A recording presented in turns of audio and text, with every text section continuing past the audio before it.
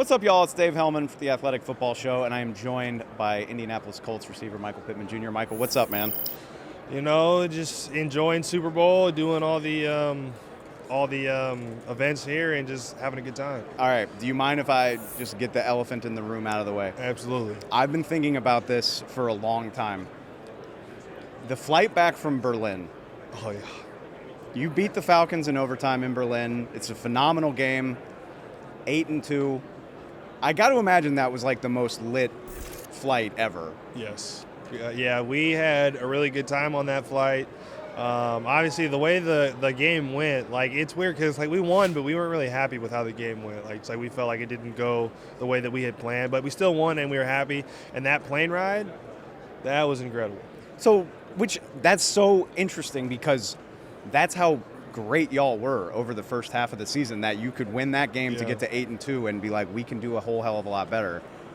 Having had some time to reflect on it, I mean, it just feels surreal the way the season concluded for y'all. Like, I was talking to somebody before I sat down with you, like, y'all were on pace to be the story of the season. Yeah. And obviously it didn't go that way. I don't ask to, like, bring up old wounds, but have you had time to process what a strange season it was? Absolutely. I mean, anytime like you end like that, I mean, like, it definitely hurts. And football is more than one guy, but when you lose your starting quarterback, like, it definitely hurts.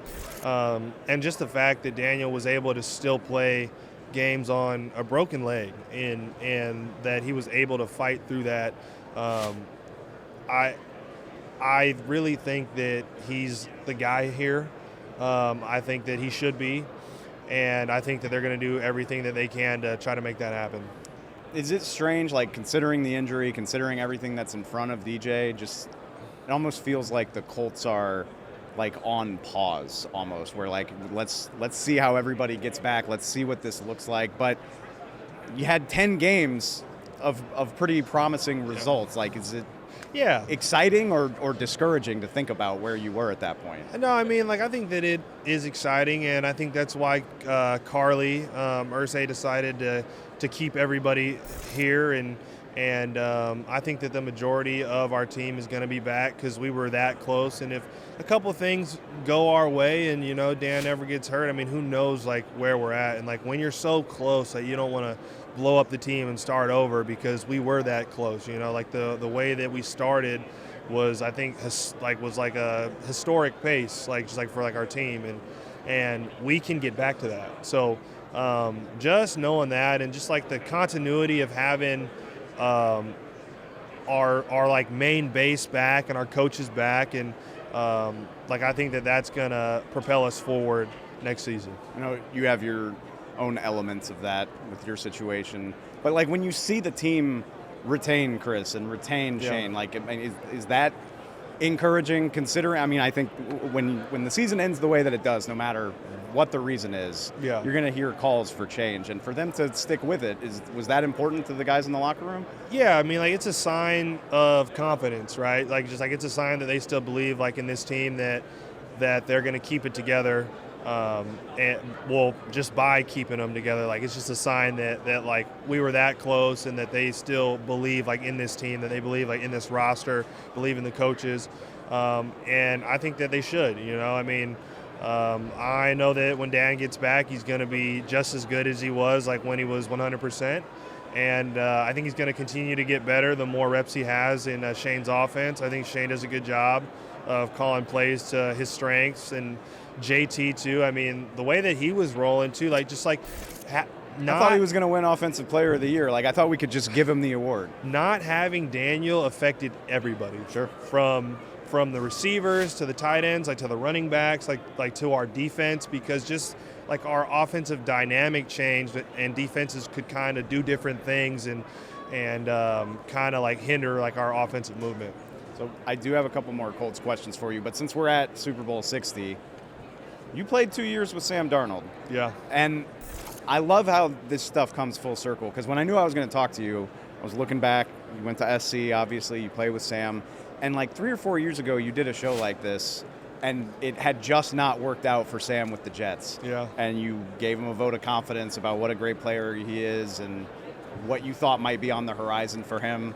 How cool, how surreal is this to see it pay off? And not just Obviously, he's been a good quarterback for a couple years, but he's got a team on the cusp of the Super Bowl. Absolutely. I mean, the media has a way of like putting players down too early, and football is kind of a system sport. Like, you have to go somewhere that has the right system for you, that's going to give you like those opportunities to be successful, and that's what he found when he went to the Vikings, like where I think they won 14 games. Yep. And then he jumps over here and they're in the Super Bowl. He just needed the right system for him, and now he's making his whole team better, right? And another guy who's up for a deal is Alec Pierce. Don't worry, we were going to get there regardless of whether you brought it up or not. The media was slamming him 2 years ago, and he was so down about it, and I would just kind of like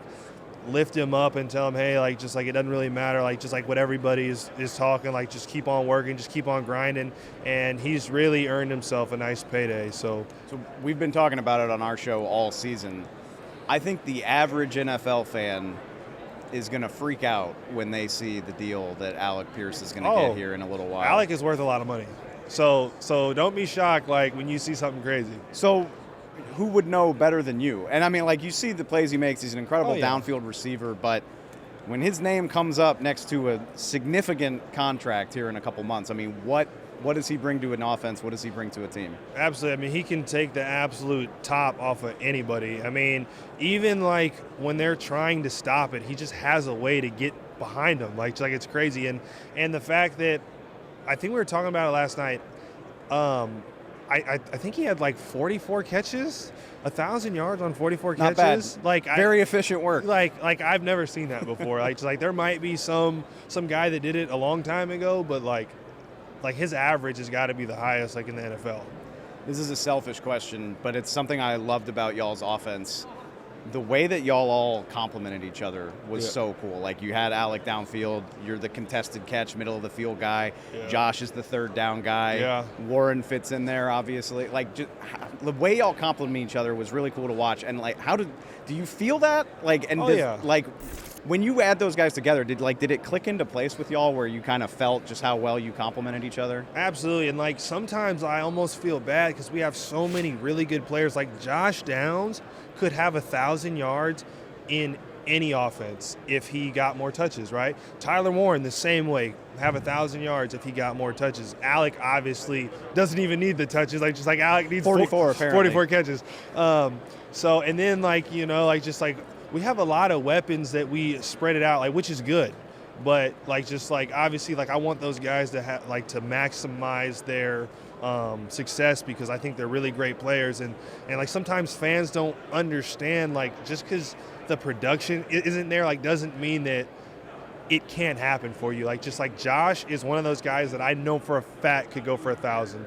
So sorry, like, just like that's just like my rant. Sorry. Josh could go for 1,000. Alec, maybe it's in Indianapolis. We'll see what happens there, but in line for a payday. You're here with Toyota, right? What do you got going on this week? Yes, so Toyota is putting on the Glow Up Classic, which is a youth girls flag football game, which I'm actually coaching in. So I plan on throwing the ball a ton, and they're also doing so many great things.